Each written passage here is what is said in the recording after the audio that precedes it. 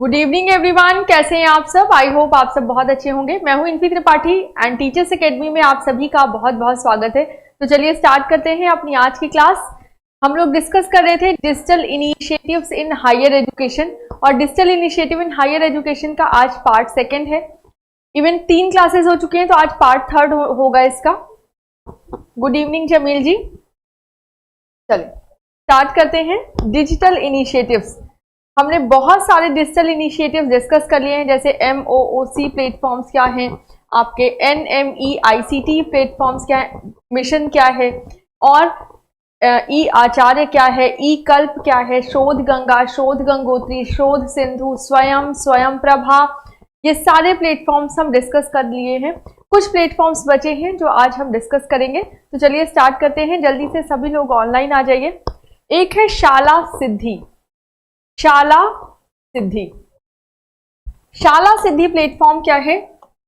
शाला सिद्धि प्लेटफॉर्म स्कूलों के मानकों और मूल्यांकन पर राष्ट्रीय कार्यक्रम है। देखिए, जब हमें यूनिवर्सिटी का मूल्यांकन करना होता है या यूनिवर्सिटी को रैंक करना होता है, उसके लिए हम जब रैंकिंग की बात आती है तो हम NIRF की बात करते हैं। NIRF, और NIRF आपके हायर बॉडीज, या आप कह सकते हैं जहां पे हायर एजुकेशन होती है, जैसे आपके यूनिवर्सिटीज हो गई, कॉलेजेस हो गए, उनके लिए ज्यादा यूजफुल है। लेकिन अगर हम स्कूल्स की बात करते हैं, इवन NIRF में स्कूल्स को भी रैंक किया जाता है, बट शाला सिद्धि स्पेशली स्कूल्स को रैंक करने के लिए बनाया गया है। स्कूल्स के मानकों और मूल्यांकन पर राष्ट्रीय कार्यक्रम है शाला सिद्धि। भारत में व्यापक स्कूल मूल्यांकन को संस्थागत बनाने की एक पहल है आपकी शाला सिद्धि। और सुधार के लिए मूल्यांकन किया जाता है कि इन्वायरमेंट कैसा होना चाहिए, जो वहाँ का टीचिंग स्टाफ है वो कैसा होना चाहिए, टीचर्स का प्रशिक्षण समय समय पर हो रहा है या नहीं हो रहा, या वहाँ का जो ग्राउंड है, जो स्कूल का इंफ्रास्ट्रक्चर है, वो बच्चों के लिए सही है या नहीं। बहुत सारे इवैल्यूएशन के पॉइंट्स हैं, उन पॉइंट्स पर शाला सिद्धि पहल के तहत आपके स्कूलों का मूल्यांकन किया जाता है। तो ये आपके लिए इंपॉर्टेंट है। शाला सिद्धि स्कूल्स के लिए होता है। NIRF national institutional ranking framework आपका यूनिवर्सिटीज, कॉलेजेस एंड स्कूल्स में जब रैंकिंग करते हैं कि किस रैंक में कौन सा स्कूल है, किस रैंक में कौन सी यूनिवर्सिटी है, उसके लिए यूजफुल है। और शाला सिद्धि ही भारतीय शिक्षा प्रणाली में सभी बच्चों को गुणवत्तापूर्ण शिक्षा प्रदान करने के लिए प्रभावी स्कूलों और स्कूली प्रदर्शन में सुधार की आवश्यकता तेजी से महसूस की जा रही है। इसी वजह से शाला सिद्धि भी बहुत तेजी से काम कर रहा है। नेक्स्ट प्लेटफॉर्म में बाकी सारी चीजें इसमें लिखी हुई हैं, ये PDF आपको मिल जाएगा, आप इससे पढ़ लीजिएगा। नेक्स्ट है सारांश। एक प्लेटफॉर्म है आपका सारांश प्लेटफॉर्म। सारांश प्लेटफॉर्म लॉन्च किया था आपके CBSE ने 2015 में। मानव संसाधन विकास मंत्री, जो कि आज अब मिनिस्ट्री ऑफ एजुकेशन हो चुका है, 2015 में ये पोर्टल लॉन्च किया गया है। और ये पोर्टल किसके द्वारा लॉन्च किया है? तो सारांश भारत के केंद्रीय माध्यमिक शिक्षा बोर्ड CBSE द्वारा शुरू किया गया एक वेब पोर्टल है, जिसका प्राथमिक उद्देश्य स्कूलों में सूचना और संचार प्रौद्योगिकी को बढ़ावा देना है। स्कूल्स में ICT को बढ़ावा देना किसका उद्देश्य है? सारांश का। और सारांश प्लेटफॉर्म आपके टीचर्स, स्टूडेंट्स एंड पेरेंट्स के बीच में भी एक ब्रिज की तरह काम करता है। पेरेंट्स अपने स्टूडेंट के बेहतर फ्यूचर के लिए पेरेंट्स टीचर से मिल सकते हैं, और कहाँ उनकी वीकनेसेस, उनकी स्ट्रेंथ, किस स्किल्स पे उन्हें काम करना चाहिए, ये सारी चीजें डिस्कस कर सकते हैं कि उनका बच्चा, जैसे PTM होती है स्कूल में, तो सारांश प्लेटफॉर्म भी डिजिटल प्लेटफॉर्म है, जिसके माध्यम से CBSE ने इसको स्टार्ट किया है, और जिसके माध्यम से पेरेंट्स टीचर से कम्युनिकेट कर सकते हैं अपने बच्चे के करिकुलम के अकॉर्डिंग। सारांश सभी CBSE संबद्ध स्कूलों और अभिभावकों के लिए एक स्व समीक्षा उपकरण है, या स्कूलों और अभिभावकों के बीच संचार बढ़ाने के लिए एक इंटरफेस के रूप में काम करता है। जैसे आपकी PTM होती थी, तो PTM पेरेंट्स को टीचर के पास जाना पड़ता था, या जिस दिन भी PTM है उस दिन टीचर्स पेरेंट्स को बुलाती थी। अब क्या है, एक डिजिटल प्लेटफॉर्म है कि अगर टीचर्स को रिक्वायरमेंट है, टीचर चाहता है कि इस बच्चे के बारे में कुछ पेरेंट को बताना, तो वो उस डिजिटल प्लेटफॉर्म से पेरेंट्स से कम्युनिकेट कर सकते हैं और पेरेंट्स भी डिजिटल प्लेटफॉर्म से आईसीटी के माध्यम से टीचर से कम्युनिकेट कर सकते हैं। तो ये हो गया आपका सारांश पोर्टल, एग्जाम में पूछा जा चुका है। यह माता पिता और बच्चों की ताकत और कमजोरियों का मूल्यांकन करने में सहायता करने के लिए एक डेटा संचालित निर्णय समर्थन प्रणाली प्रदान करता है। ठीक है, नेक्स्ट उपकरण है आपका या नेक्स्ट टूल है SOS tool. SOS tool, software and simulation tool, software and simulation tool, simulation tools जिसको हम बोलते हैं।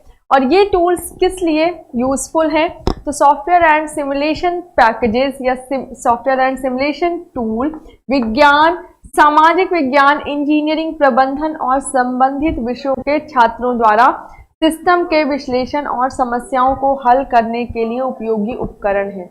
एसओएस टूल ऐसे टूल्स हैं जो, या फिर आप कह सकते हैं ऐसे सॉफ्टवेयर हैं जो कि किसी भी, चाहे वो ह्यूमैनिटीज का सब्जेक्ट स्टूडेंट हो, चाहे वो मैनेजमेंट का स्टूडेंट हो, चाहे वो साइंस का स्टूडेंट हो, उनके लिए टूल्स प्रोवाइड करता है कि वो अपनी प्रॉब्लम्स हल कर सकें। फॉर एग्जाम्पल वर्चुअल लैब, जैसे वर्चुअल लैब है, साइंस का स्टूडेंट है तो अगर जैसे कोरोना टाइम पे वो घर बैठे ही केमिस्ट्री लैब एक्सेस कर सकता है, वो एक्सपेरिमेंट्स कर सकता है वर्चुअली, मतलब online. Talk to a teacher platform, या फिर आपका ई यंत्र, कोई भी इंजीनियरिंग स्टूडेंट है, कोई रोबोटिक्स बनाना चाहता है या फिर रोबोटिक्स में एक्सपर्टीज गेन करना चाहता है तो ई यंत्र प्लेटफॉर्म का यूज कर सकता है। इसी तरह से नेप्टेल में बहुत सारे कौशल विकास के ऐसे प्रोग्राम्स हैं जो कि आपके एसओएस टूल में आते हैं, राइट। तो एसओएस टूल क्या है? एसओएस टूल्स जो हैं वो सॉफ्टवेयर एंड सिमुलेशन टूल्स जो हैं वो ऐसे टूल्स हैं, ऐसे उपकरण हैं जो कि किसी भी स्टूडेंट को हेल्प करते हैं उनको अपनी स्टडीज को फर्दर बढ़ाने के लिए, या फिर अगर कोई एक्सपेरिमेंट करना है तो उसके लिए। जैसे for example software EWL, English language के लिए एक सॉफ्टवेयर है EWL, और EWL सॉफ्टवेयर इंग्लिश लैब के लिए है। इंग्लिश लैंग्वेज की जो लैब है उसके लिए एक सॉफ्टवेयर है EWL। नेक्स्ट है ई यंत्र। ई यंत्र भी आपका एक ऐसा प्लेटफॉर्म है कि अगर रोबोटिक्स या इंजीनियरिंग का कोई प्रोजेक्ट करना है तो आप ई यंत्र से हेल्प ले सकते हैं। फॉसी, वर्चुअल लैब या नेप्टेल, जैसे आपका ACITE प्लेटफॉर्म है, ACITE के अंतर्गत आपका काम करता है नेप्टेल। और नेप्टेल बहुत सारे, क्योंकि ये मूक प्लेटफॉर्म है तो बहुत सारे ई लर्निंग या वीडियोस एंड कंटेंट इसमें आपको मिल जाएंगे जिससे कौशल विकास कर सकते हैं, राइट। तो एसओएस टूल्स भी आपके हायर स्टडीज के लिए और हायर एजुकेशन में हेल्प करते हैं। ये क्या है? सॉफ्टवेयर के पैकेजेस हैं। Objective of this project is to develop software tools for analysis of system and computation, create educate manpower to teach students to use open source software and to develop simulation tools। इसका उद्देश्य क्या है कि छात्रों को open source software का उपयोग करना सिखाना है और कैसे हम सिमुलेशन टूल्स को विकसित करते हैं ये छात्रों को सिखाना है। नेक्स्ट अगर हम बात करें talk to a teacher. Talk to a teacher आप एक तरह से कह सकते हैं ये ऐसा प्लेटफॉर्म है जिसमें स्टूडेंट टीचर के साथ, जैसे एक तरह सा डिस्कशन फोरम है ये, कि अगर आप अपने टीचर से बात करना चाहते हैं किसी भी सब्जेक्ट से रिलेटेड तो आप बात कर सकते हैं। इसको स्टार्ट किसने किया था? इसको स्टार्ट किया था MHRD ने, इसको सपोर्ट किया था और इसको स्टार्ट किया था IIT बॉम्बे। ठीक है, IIT बॉम्बे ने इसको डेवलप किया था और इसको स्टार्ट किया था। और ये एक इनिशिएटिव है किसके तहत? NMEICT के तहत एक इनिशिएटिव है कि IIT बॉम्बे द्वारा कि जितने भी ग्रेजुएट और पोस्ट ग्रेजुएट के स्टूडेंट्स हैं वो IIT बॉम्बे की जो भी फैकल्टी है या भी जो भी स्कॉलर्स हैं उनके द्वारा जो भी शिक्षण है वो ले सके। और टॉक टू अ टीचर मतलब आप उन टीचर से बात कर सकते हैं, जैसे अगर आपको आपके सब्जेक्ट से रिलेटेड कोई प्रॉब्लम है और आप उस टीचर्स को जानते हैं तो talk to a teacher platform पे आकर आप उस टीचर से बात कर सकते हैं, राइट। जानते हैं इन द सेंस कि आपको पता है कि वो IIT बॉम्बे की फैकल्टी है और वहां पे आप डिस्कस कर सकते हैं। It uses a View collaboration developed by Amrita University for providing virtual classroom to the faculty across the country. देखें, एक अव्यू क्या है? अव्यू एक तरह का आपका LMS है, लर्निंग मैनेजमेंट सिस्टम, या आप कह सकते हैं वर्चुअल लर्निंग मैनेजमेंट सिस्टम। सी व्यू क्या है? लर्निंग मैनेजमेंट सिस्टम, और इसको डेवलप किसने किया है? अमृता यूनिवर्सिटी ने। तो व्यू जो है आपका किसके लिए काम कर रहा है? एक लर्निंग मैनेजमेंट सिस्टम है, तो टॉक टू अ टीचर के लिए एक प्लेटफॉर्म प्रोवाइड करता है कि आप व्यू पे आए। व्यू आपका एक LMS है, व्यू पर आए और जो भी अपने डिस्कशन है अपने टीचर से, अपने सब्जेक्ट से रिलेटेड, वो कर सकते हैं। और व्यू किसने बनाया है? अमृता यूनिवर्सिटी ने। ये भी इंपॉर्टेंट है, ये क्वेश्चन भी आपसे पूछा गया है। नेक्स्ट आपका है, इसके उद्देश्य क्या है? टॉक टू अ टीचर के, to reach out by sharing the expertise of distinguish IIT Bombay faculty members. See ये सारी चीजें आपसे नहीं पूछी जाती, यहाँ पे मैंने मेंशन कर दी हैं, ये PDF आपको मिल जाएगा, आप पढ़ लीजिएगा।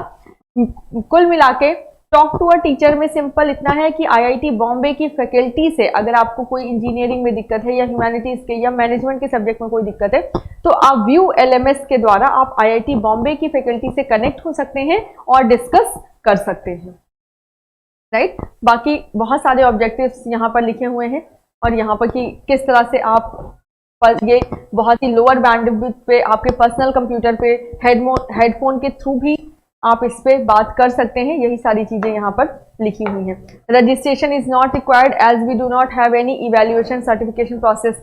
इसमें किसी भी प्रकार का टॉक टू अ टीचर में किसी भी प्रकार का सर्टिफिकेशन या आपका कोई भी डिप्लोमा नहीं होता है, कोई इवैल्यूएशन सर्टिफिकेट नहीं दिया जाता, इसीलिए रजिस्ट्रेशन नहीं चाहिए। आप डायरेक्ट उस फोरम को ज्वाइन करेंगे और आपको चीजें मिल जाएंगी। जी बिल्कुल, देखें जितनी भी पब्लिक क्लास हो रही है उसमें जितने भी PDF में पढ़ा रही हूँ सारे PDF आप लोगों को प्रोवाइड कर दिए जाएंगे। ये वाला PDF भी, और 2018 से 2023 जो कि 9 बजे सुबह की क्लास चलती है उसके भी सारे PDF आपको प्रोवाइड किए जाएंगे, राइट। चले,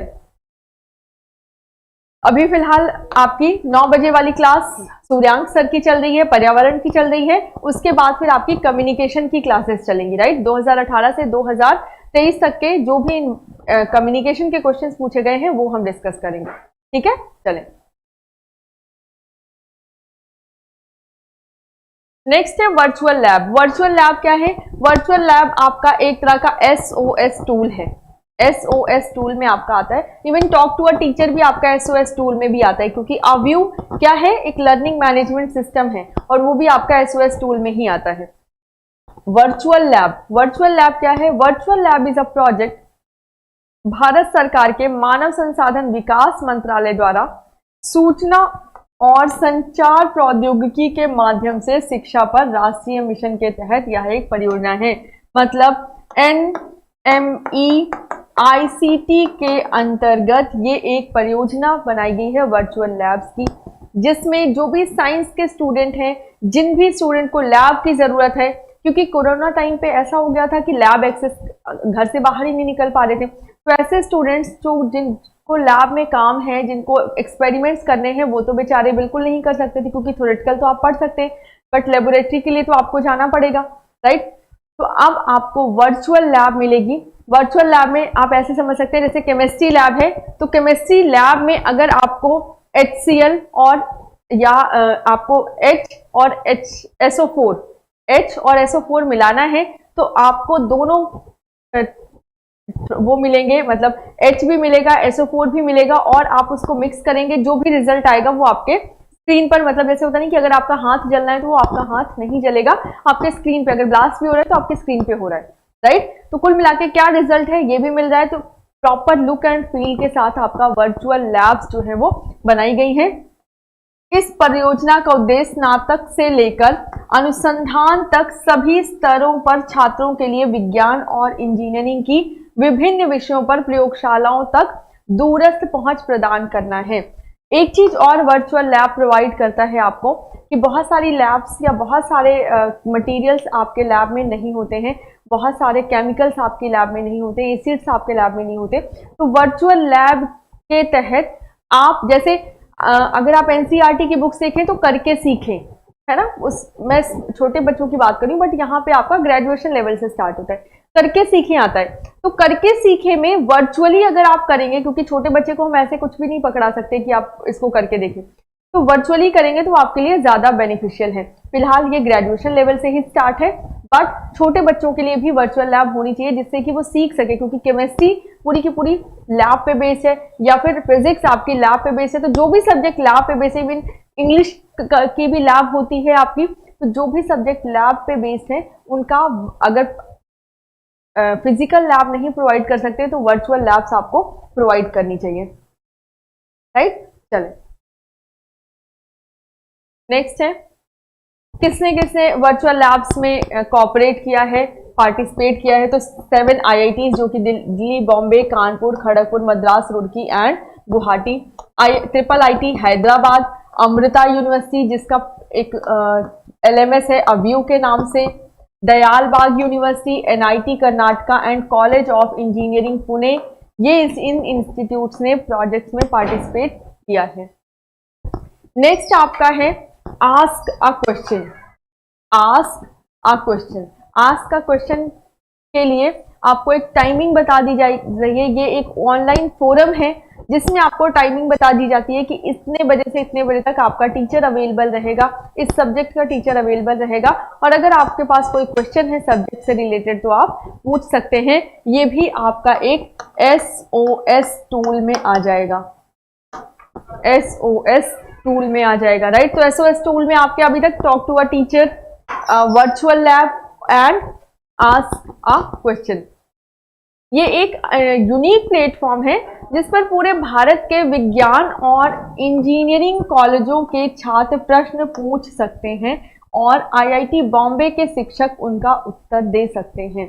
ये कंप्लीटली बेस्ड होता है टीचर पे कि टीचर कितने बजे आते हैं। जैसे यहाँ पे स्टार्टिंग में जो इंट्रैक्शन का टाइम था वो 4 से 5 बजे था, किस फील्ड के लिए, electrical engineering, and every Friday from 4 PM to 5 PM और in the physics field of physics. ये सिर्फ एग्जांपल है कि 4 से 5 बजे तक कौन से टीचर्स अवेलेबल होंगे, आपके इलेक्ट्रिकल के टीचर, और फ्राइडे को 4 से 5 के बीच में कौन से टीचर होंगे, फिजिक्स के टीचर। इसी तरह अलग अलग सब्जेक्ट्स के अलग अलग टीचर्स आपको अवेलेबल मिलेंगे अलग अलग टाइम्स पे, राइट। तो ये हो गया आपका आस्क अ क्वेश्चन।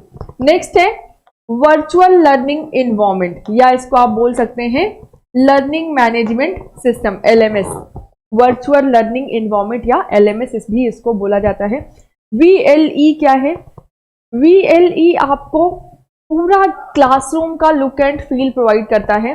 जैसे अभी अगर आप ऑनलाइन क्लासेस की बात करें, जैसे आपकी यूट्यूब पे ये लाइव क्लास चल रही है, तो एक तरह से ये भी part of VLE virtual learning environment ही है कि आपको पूरा का पूरा इन्वायरमेंट दिया जा रहा है आपके स्कूल का या फिर आपके कॉलेज का या आपके कोचिंग इंस्टीट्यूट्स का, राइट। तो इसको भी आप वर्चुअल लर्निंग इन्वायरमेंट में काउंट कर सकते हैं, क्योंकि आपकी क्लास कैसे चल रही है, वर्चुअली चल रही है, ऑनलाइन चल रही है। लेकिन जो वर्चुअल लर्निंग इन्वायरमेंट प्रोवाइड किया जाता है स्कूल्स में, कॉलेजेस में, जैसे अव्यू आपका एक SOS टूल है जो कि अमृता यूनिवर्सिटी ने बनाया है, उसमें क्या है, उसमें टीचर का जोन होता है, पेरेंट का जोन, टीचर का जोन है, स्टूडेंट का जोन है, पेरेंट का जोन है। तो वो पूरा का पूरा लर्निंग इन्वायरमेंट जो क्रिएट किया जाता है, वो जो सॉफ्टवेयर क्रिएट किया जाता है, वो पूरी तरह से कंप्लीट आपके स्कूल के करिकुलम बेस्ड होता है कि स्टूडेंट के पोर्शन पे स्टूडेंट का होमवर्क है या स्टूडेंट का पूरा काम है, टीचर के पोर्शन पे टीचर का लेसन प्लान कैसे इसको बनाना है, कैसे क्लासेस लेनी है, क्या क्या कंडक्ट करना है, कैसे कॉपी चेक कर रहा है, ये सारी चीजें हैं। पेरेंट्स में जब PTM होता है तो उसके लिए वर्चुअल लर्निंग इन्वायरमेंट आपका पूरा का पूरा एक तरह का क्लासरूम, वर्चुअल क्लासरूम की फीलिंग देता है, राइट। वर्चुअल लर्निंग इन्वायरमेंट से आपके क्वेश्चन भी पूछते हैं कि आई गेस अब मुझे एग्जैक्टली याद नहीं है कि अंजलि एक बिना स्कूल गए क्लासरूम का फील ले रही है, कुछ ऐसे कुछ क्वेश्चन भी पूछा जा चुका है आपके UGC नेट पे। उसका आंसर था वर्चुअल लर्निंग इन्वायरमेंट या लर्निंग मैनेजमेंट सिस्टम जिसको आप बोलते हैं। इन प्रणाली में मूल्यांकन, छात्र ट्रैकिंग, सहयोग और संचार उपकरण शामिल हैं। कुल मिला के जैसे यहाँ पे है, अगर मैं ऑनलाइन क्लास ले रही हूँ यूट्यूब पे, तो कोई आपका मूल्यांकन नहीं कर रहे हैं, कोई असेसमेंट नहीं हो रहा है, कोई इवैल्यूएशन नहीं हो रहा है। लेकिन अगर हम लर्निंग मैनेजमेंट सिस्टम की बात करें तो वो प्रॉपर आपका स्टूडेंट और टीचर पे का इंटरेक्शन होता है। वहाँ पे टीचर टेस्ट भी लेती है, जैसे आपके स्कूल्स के आप देख रहे हैं, स्कूल के प्रोजेक्ट्स जो है आपके एक प्लेटफॉर्म पे आते थे, जिनमें इवन क्लासेस जो है आपकी गूगल मीट पे चल रही हैं, आपके जो प्रोजेक्ट्स हैं वो व्हाट्सएप पे आ रहे हैं। तो वो ये अलग अलग प्लेटफॉर्म ना यूज करके कई स्कूल्स ने अपना लर्निंग मैनेजमेंट सिस्टम बनाया था, अपना प्लेटफॉर्म यूज करते थे वो, कि क्लासेस भी, ऑनलाइन क्लासेस भी उसी प्लेटफॉर्म पे हो रही हैं, होमवर्क भी उसी प्लेटफॉर्म पे आ रहा है, असेसमेंट का जो टास्क है वो भी उसी प्लेटफॉर्म पे आ रहा है, राइट। ये आपका क्या है, लर्निंग मैनेजमेंट सिस्टम। उदाहरण के लिए दूरस्थ शिक्षा पाठ्यक्रम वाले, जो शाम की शिक्षा करने वाले या अंशकालिक या पार्ट टाइम अध्ययन करने वाले कर्मचारी हैं, उनके लिए एलएमएस बेस्ट होता है। जैसे इग्नू यूनिवर्सिटी आपको लर्निंग मैनेजमेंट सिस्टम या वर्चुअल एनवायरनमेंट प्रोवाइड करती है लर्निंग का, राइट। नेक्स्ट है आपका, ये पूरा का उसी का है, लर्निंग मैनेजमेंट सिस्टम का। नेक्स्ट है स्पोकन ट्यूटोरियल, अगेन एक एसओएस टूल। स्पोकन ट्यूटोरियल भी आपका क्या है, एसओएस टूल है, software and simulation tool. Spoken tutorial क्या है, छात्रों की रोजगार क्षमता में सुधार के लिए ओपन सोर्स सॉफ्टवेयर पर 10 मिनट के ऑडियो वीडियो ट्यूटोरियल उपलब्ध हैं। स्पोकन ट्यूटोरियल्स आपके 22 भाषा में अवेलेबल हैं। मतलब अगर आप कोई भी चीज पढ़ के नहीं सीख सकते तो आपके पास ऐसे ट्यूटोरियल्स हैं 10 मिनट के, जैसे कौशल विकास के लिए 10-10 मिनट के ट्यूटोरियल्स बनाए गए हैं, जिनको देखकर या जिनको सुनकर आप उनसे सीख सकते हैं, और ये सभी 22 भाषाओं में उपलब्ध हैं आपके। और इसे स्वयं सीखने के लिए डिजाइन किया गया है। आपके बहुत सारे स्पोकन ट्यूटोरियल स्वयं पे आपको मिल जाएंगे, राइट। भाषाओं में कौन कौन सी भाषा, अगर जैसे आपको प्रोग्रामिंग भाषा सीखनी है तो आप C, Java, Python, PHP, Perl, open media, open foam, ये सारी लैंग्वेजेस को सीख सकते हैं। और स्पोकन ट्यूटोरियल के माध्यम से शिक्षक की उपस्थिति के बिना नए उपयोगकर्ताओं को प्रभावी ढंग से प्रशिक्षित करने के लिए डिजाइन किया गया है। मेन इसको कौशल विकास के लिए बनाया गया है कि अगर आप कोई स्किल डेवलप करना चाहते हैं, जो करिकुलम पढ़ रहे हैं वो तो है ही, लेकिन आप एक्स्ट्रा कोई स्किल डेवलप करना चाहते हैं तो आप स्पोकन ट्यूटोरियल्स की हेल्प ले सकते हैं।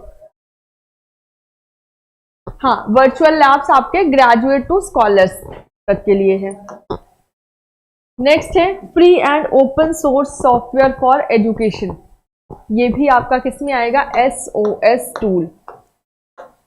जो भी टेक्नोलॉजी से रिलेटेड आपके सॉफ्टवेयर्स हैं वो आपके सारे एसओएस टूल में आ जाएंगे। तो फॉसी भी एक ऐसा प्रोजेक्ट है जो कि ओपन सोर्स सॉफ्टवेयर्स को प्रमोट करता है, या फिर आप कह सकते हैं एमओओसी के जितने भी प्लेटफॉर्म्स हैं उनको प्रमोट करता है।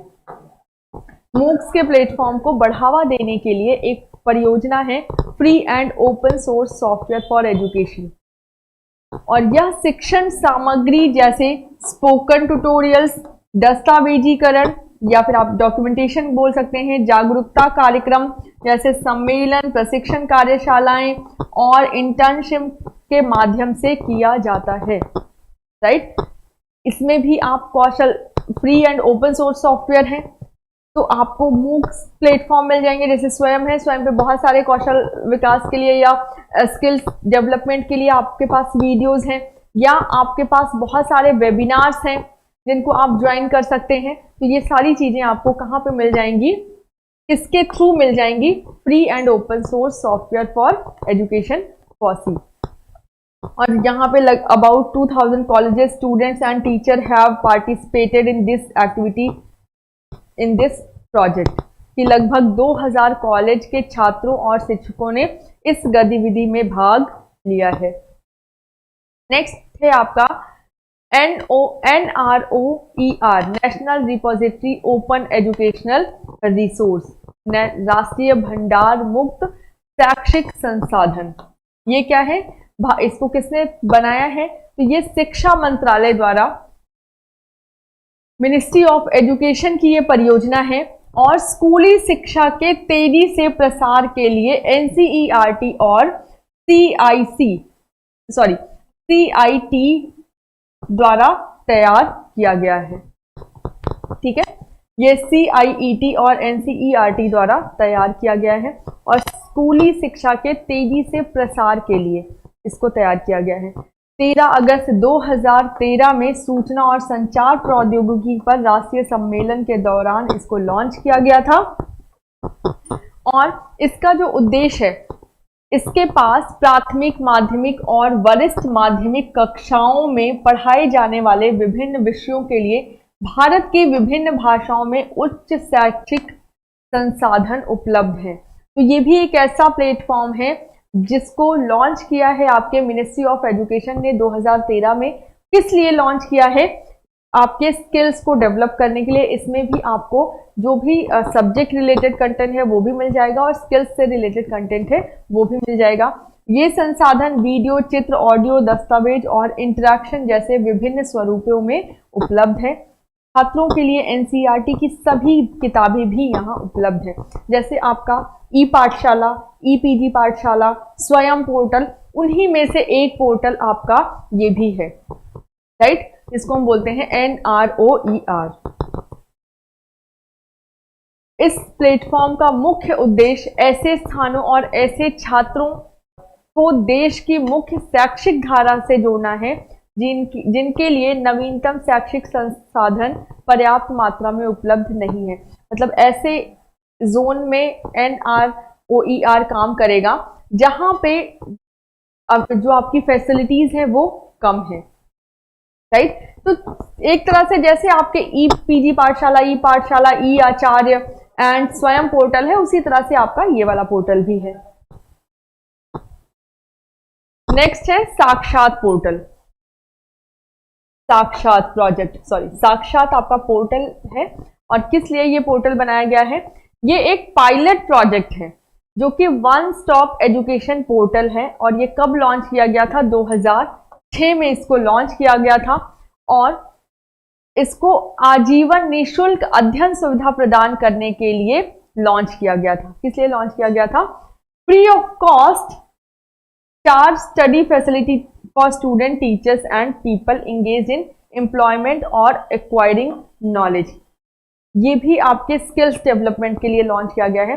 साक्षात पोर्टल पे कोई भी, अगर आप टीचर हैं, अगर आप एम्प्लॉई हैं किसी कंपनी के, या फिर आप ऐसे ही हैं जो सिर्फ नॉलेज गेन करना चाहते हैं, तो फ्री ऑफ कॉस्ट आपको बहुत सारी वीडियो मिल जाएंगी। जैसे अगर मैं मानूं एक सॉफ्टवेयर इंजीनियर है या सॉफ्टवेयर डेवलपर है, तो उसको अपने सब्जेक्ट से रिलेटेड वीडियो चाहिए, तो हो सकता है उसको कोई दूसरी लैंग्वेज सीखनी है, उसको पाइथन सीखनी है, तो पाइथन से रिलेटेड बहुत सारी वीडियोस उसको इस पोर्टल पर मिल जाएंगी, राइट। तो साक्षात पोर्टल भी आपका एक पायलट प्रोजेक्ट की तरह लॉन्च हुआ था 2006 में।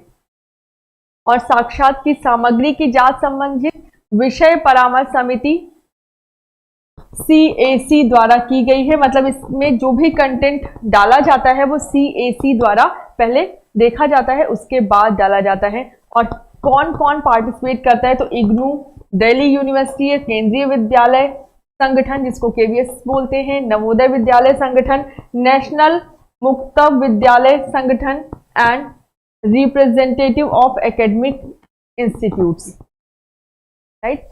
ये सारे आपके पार्टिसिपेट करते हैं कंटेंट डालने के लिए।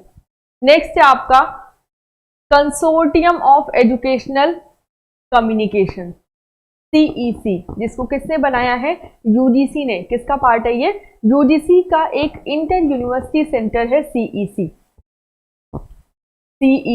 और ये क्या है, inter university centre setup by the university grant commission. UGC ने एक CEC बॉडी बनाई है और इसका क्या काम है, इसकी स्थापना उभरती सूचना संचार प्रौद्योगिकी मतलब ICT के उचित उपयोग के साथ साथ टेलीविजन के शक्तिशाली माध्यम से उच्च शिक्षा की जरूरतों को संबोधित करने के लक्ष्य के साथ की गई है।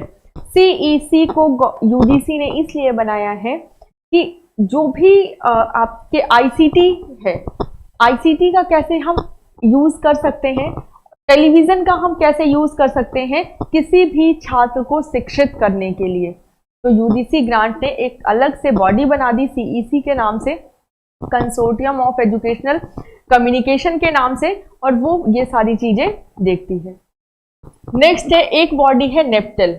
नेप्टल आपकी इंजीनियरिंग का जो भी पोर्शन है वो देखती है। ACITE द्वारा ये बनाई गई है। NPTEL national programme on technology enhanced learning. ये एक कैसा प्लेटफॉर्म है, ये एक मूक प्लेटफॉर्म है, और इंजीनियरिंग के जो भी आपके कंटेंट है वो इस open massive open online course platform पे आपको मिल जाएंगे।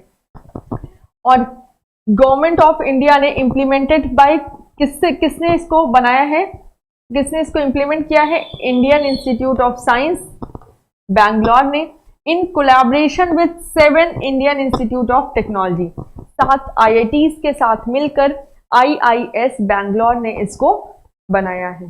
7 IIT के सहयोग से इसको बनाया गया है। The mission of NPTEL is to enhance the quality of engineering education in the country by providing free online courseware. जैसे आपके बहुत सारे हैं, जैसे यूडेमी,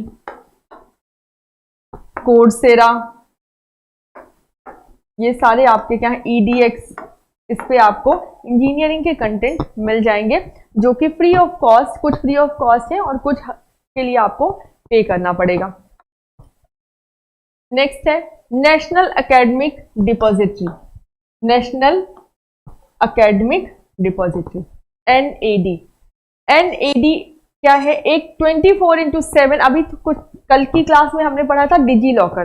डिजी लॉकर क्या करता है, वो भी आपके जितने भी सर्टिफिकेट्स हैं, डिप्लोमा हैं, या फिर जितने भी जरूरी कागजात हैं उनको सहेज के रखता है। NAD क्या करता है, NAD सिर्फ आपके ये 24/7 अवेलेबल है, और एकेडमिक रिकॉर्ड्स को, जैसे एकेडमिक मार्कशीट हो गई, एकेडमिक सर्टिफिकेट्स हो गए, डिप्लोमा हो गए, उनका डिग्री हो गई, उनको उनका रिकॉर्ड रखता है, राइट। अगर आपको अपने रिकॉर्ड चाहिए तो आप NAD से भी ले सकते हैं। सी फर्क क्या है डिजी लॉकर और NAD में।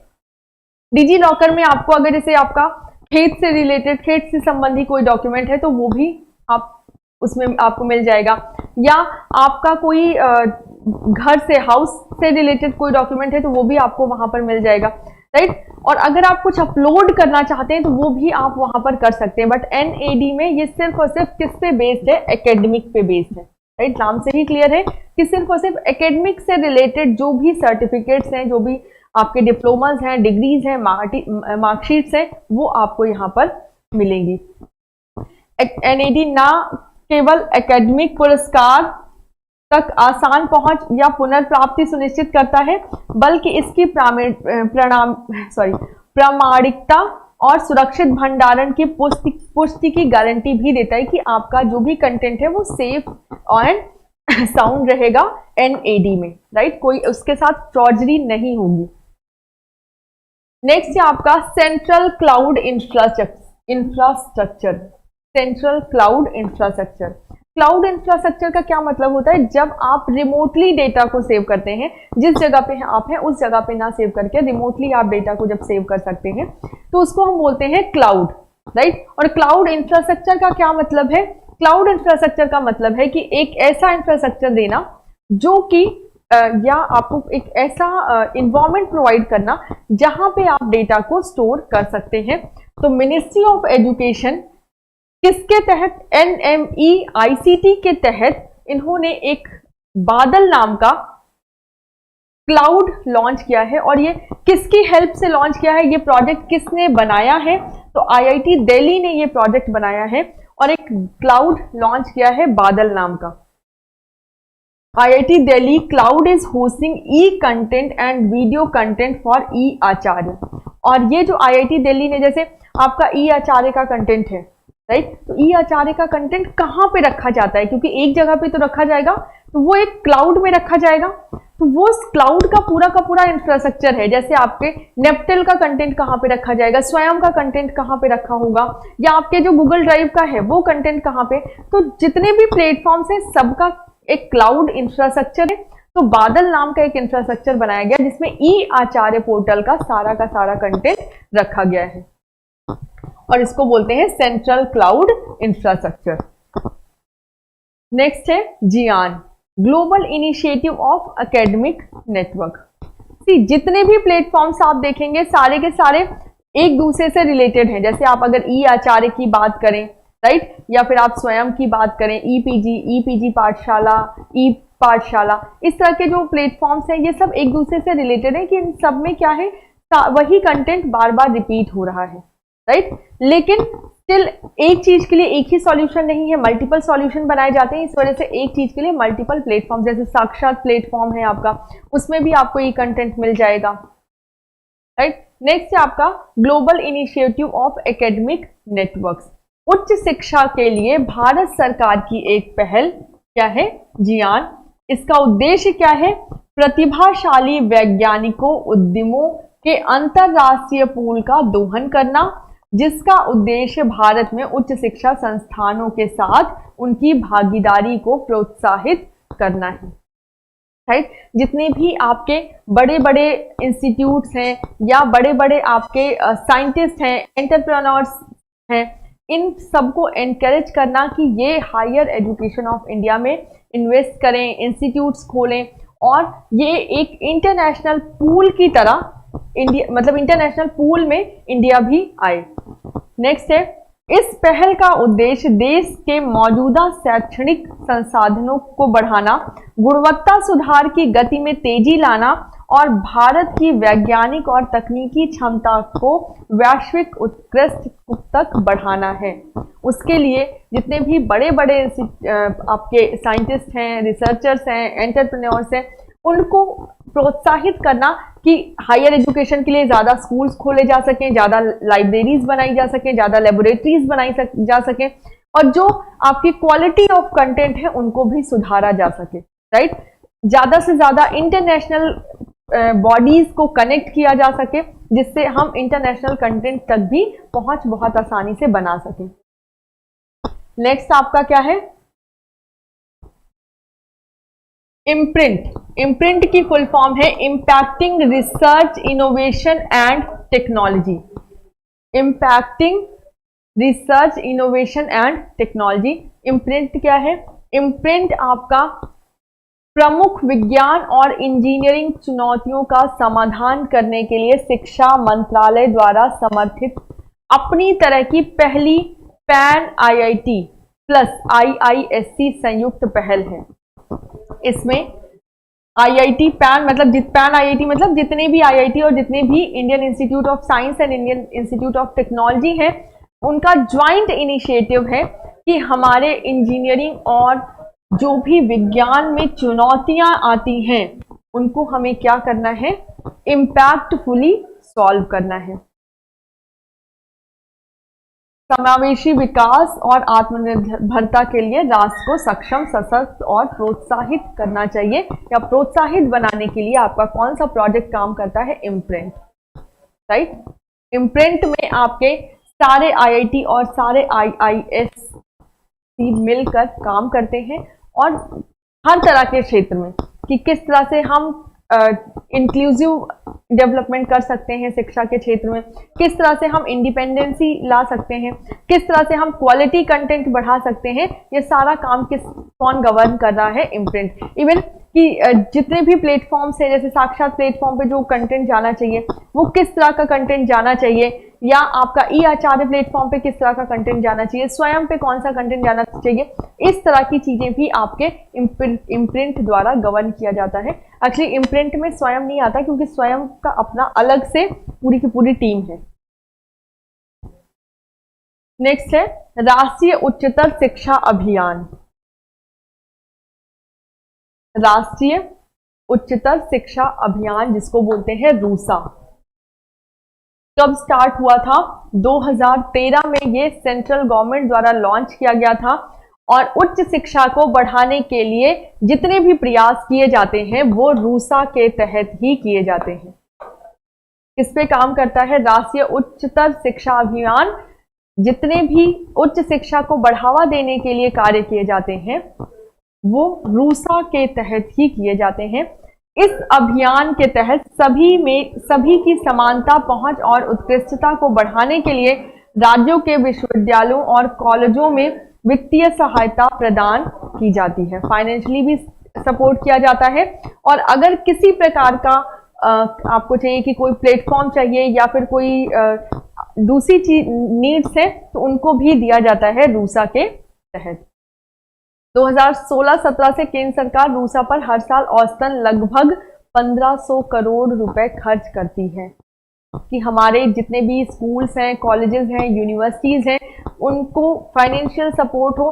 किसी भी, जैसे लाइब्रेरी अगर डेवलप करनी है और लाइब्रेरी डेवलप करने में किसी भी प्रकार की फाइनेंशियल हेल्प लगती है तो रूसा उसको स्पॉन्सर करता है, राइट। तो ये आपका कौन सा प्लेटफॉर्म था? रूसा।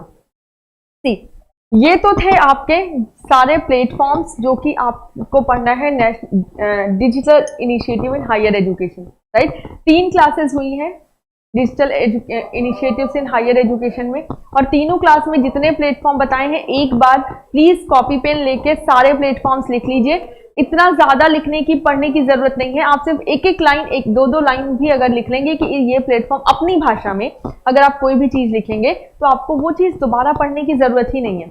मेरे साथ बैठेंगे अगर और आपने सारे जितने भी पॉइंट्स मैंने बताए बस उसको हेडिंग डालिए और इसका काम ये है बस, क्योंकि बहुत सारे प्लेटफॉर्म सेम काम कर रहे हैं तो बहुत ज्यादा अंदर लिखने की जरूरत नहीं है। उसके 2 लाइन लिखे, सिर्फ स्वयं और स्वयं प्रभा के बारे में थोड़ा ज्यादा लिख लें क्योंकि 2022-23 में कुछ ज्यादा ही एक्टिव हो गए हैं स्वयं और स्वयं प्रभा के क्वेश्चंस, राइट। ठीक है, चलें नेक्स्ट कुछ क्वेश्चन करते हैं जो कि आपके पूछे गए हैं प्रीवियस ईयर में। ठीक है, क्वेश्चन नंबर फर्स्ट है, निम्नलिखित में से कौन से कथन सही हैं? NKN की फुल फॉर्म बोल रहे हैं कि न्यू नॉलेज नेटवर्क है। MOOC ऑफलाइन पाठ्यक्रम है।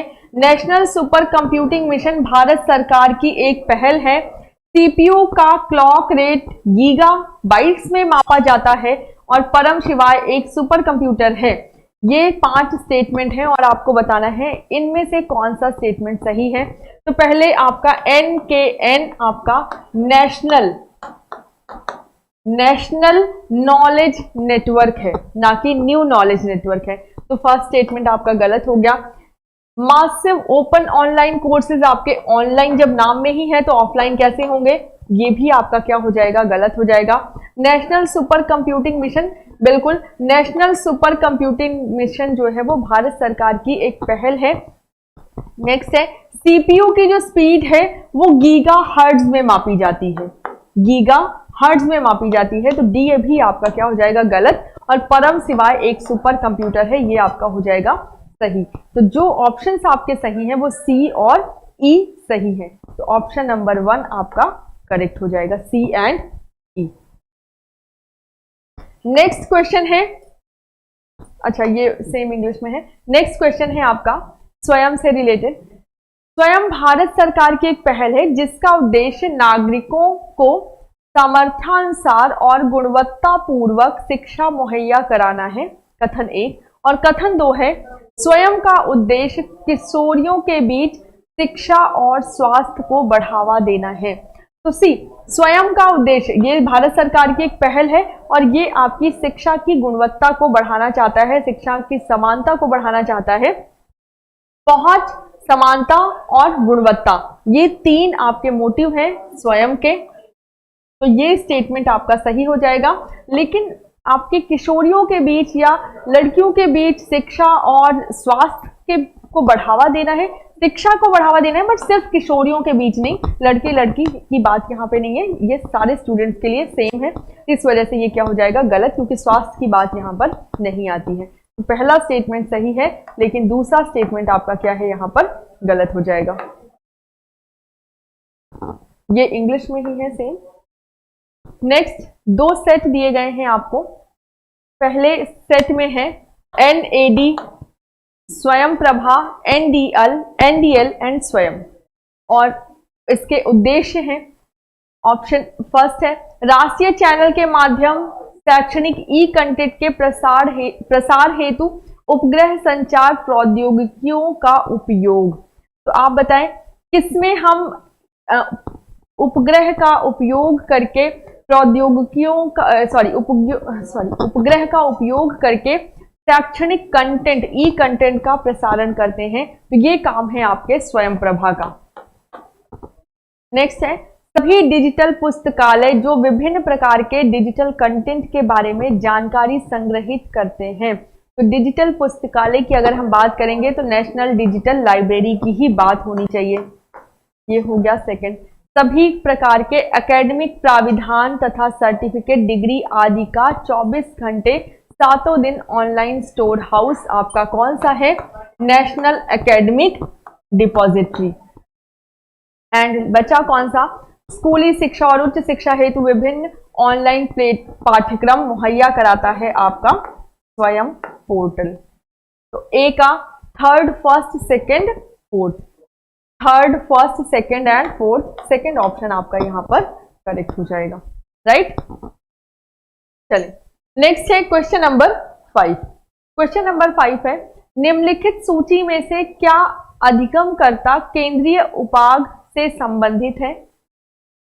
तो यहां पे है स्वयं, कंप्यूटर सहित अनुदेशन, MOOC, क्विजेस एंड बज सेशंस। इनमें से आपको बताना है कि कौन सी कैटेगरी लर्नर सेंटर्ड अप्रोच है। तो स्वयं पोर्टल आपका लर्नर सेंटर्ड ही है कि लर्नर पे ही बेस्ड है। कंप्यूटर सहायित कंप्यूटर एडेड इंस्ट्रक्शंस। नेक्स्ट है MOOC जो आपके मूव प्लेटफॉर्म से वो भी लर्नर पे ही डिपेंड कर रहे हैं। प्रश्नोत्तरी जो क्विजेज हैं वो भी, गुंजित या बज सेशंस जो हैं वो भी आपके लर्नर पे ही डिपेंड करते हैं, लर्नर पर डिपेंड नहीं करते। तो यहाँ पे स्वयं एंड फर्स्ट एंड थर्ड, स्वयं एंड MOOC ये जो प्लेटफॉर्म है ये लर्नर पे है। बाकी कंप्यूटर से एडेड जो भी इंस्ट्रक्शंस दिए जा रहे हैं या आप क्विजेस की अगर बात करें सी ये भी लर्नर, क्योंकि क्विजेस आपके स्वयं के बीच में ही आते हैं। अगर आप कोई भी चीज सीखते हैं तो उसी में आपके क्विजेस भी आते हैं, बज सेशंस भी आते हैं, कंप्यूटर एडेड इंस्ट्रक्शंस भी आते हैं। बट ऐसे प्लेटफॉर्म्स की बात करनी है हमें जो कि सिर्फ और सिर्फ ऐसे लर्नर सेंटर्ड ही हैं। तो लर्नर सेंटर्ड अप्रोचेज आपकी MOOC और एंड स्वयं है। नेक्स्ट 2 सेट दिए गए हैं, set A and set 2, description है और एक साइड आपका ई इनिशिएटिव्स है। विद्वान, डिजी लॉकर, साक्षात और शोध गंगा। विद्वान प्लेटफॉर्म पे आपका क्या है, जितने भी साइंटिस्ट हैं उनका डेटाबेस मेंटेन किया जाता है। राइट, तो शीर्ष वैज्ञानिक शोधार्थियों का डेटाबेस मेंटेन किया जाता है आपका विद्वान प्लेटफॉर्म पे। नेक्स्ट है डिजी लॉकर। डिजी लॉकर क्या करता है, आपका जो भी दस्तावेज है, जो भी सर्टिफिकेशंस हैं, डॉक्यूमेंट्स हैं, उनको जारी करता है या उनका सत्यापन करता है। तो ये आपका फोर्थ हो जाएगा। नेक्स्ट है साक्षात प्लेटफॉर्म, संपूर्ण मूल शोध प्रबंध, ई बुक्स और जर्नल्स का भंडार, और शोध गंगा अधिगम को सुसाध्य बनाने के लिए शैक्षिक पोर्टल। तो सेकंड हो जाएगा आपका साक्षात, और जहां पे आप थीसिस सबमिट कर सकते हैं वो आपका क्या है, शोध गंगा। तो third, fourth, second, first, third, fourth, second, first, second option यहां पर आपका क्या हो जाएगा, करेक्ट हो जाएगा। क्लियर है। नेक्स्ट क्वेश्चन पर आते हैं, क्वेश्चन नंबर 7। निम्नलिखित में से कौन सा लोगों द्वारा अपने बच्चों के भविष्य के लिए सर्वश्रेष्ठ निर्णय लेने में सहायता करने वाली निर्णय समर्थन तंत्र है? इस क्वेश्चन का आंसर आप लोग दीजिए। अभी थोड़ी देर पहले ही हम डिस्कस करके हटे हैं कि कौन सा प्लेटफॉर्म है इसमें से, ई पाठशाला, सारांश, शाला सिद्धि या स्वयं प्रभा। आज की क्लास में ही ये हमने डिस्कस किया है। तो ये इस क्वेश्चन का आंसर आप लोग दीजिए। मुकुल, नन्ही, प्लीज इस क्वेश्चन का आंसर करें।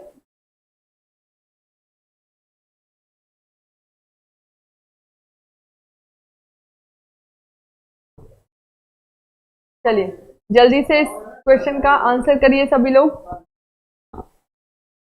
सी, ई पाठशाला, जहां पे आपको एनसीईआरटी की बुक्स मिल जाएंगी 12th तक की।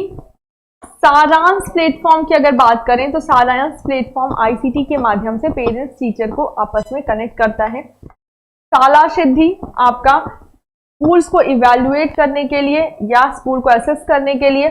स्वयं प्रभा आपके डीटीएच चैनल द्वारा ई कंटेंट प्रोवाइड करने के लिए बनाया गया है।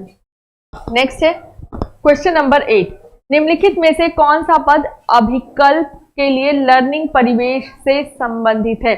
मतलब इनमें से कौन सा प्लेटफॉर्म है जो डिजाइनिंग के लिए आपका बनाया गया है, जिस प्लेटफॉर्म का यूज करके हम ऑनलाइन डिजाइनिंग कर सकते हैं। तो यहां पर ई कल्प, ये भी हमने डिस्कस किया है आज की क्लास में नहीं, अगर फर्स्ट क्लास देखेंगे तो ई कल्प भी आपको मिल जाएगा। ई कल्प आपके डिजाइनिंग के लिए। ई विद्वान, जहां पे डेटाबेस होता है सारे विद्वानों का। ई आचार्य, आपको ऑनलाइन कंटेंट मिल जाएगा। ई यंत्र, ई यंत्र आपका इंजीनियरिंग या रोबोटिक्स से रिलेटेड अगर आपको कोई हेल्प चाहिए या कोई लैब चाहिए तो आपको ई यंत्र पर प्रोवाइड किया जाएगा। नेक्स्ट है क्वेश्चन नंबर 9, निम्नलिखित में से सभी शैक्षणिक उपाधियां तथा प्रमाण पत्र, डिप्लोमा, डिग्री, अंकपत्र इत्यादि का ऑनलाइन स्टोर हाउस क्या है? तो इसमें से अगर नेशनल एकेडमिक डिपॉजिटरी की बात की जाए, एनडीएल की नहीं, नेशनल एकेडमिक डिपॉजिटरी की बात की जाए तो यहाँ पर 24/7 हमारे डिप्लोमा, डिग्री, मार्कशीट, ये सारी चीजें हमें मिल जाती हैं।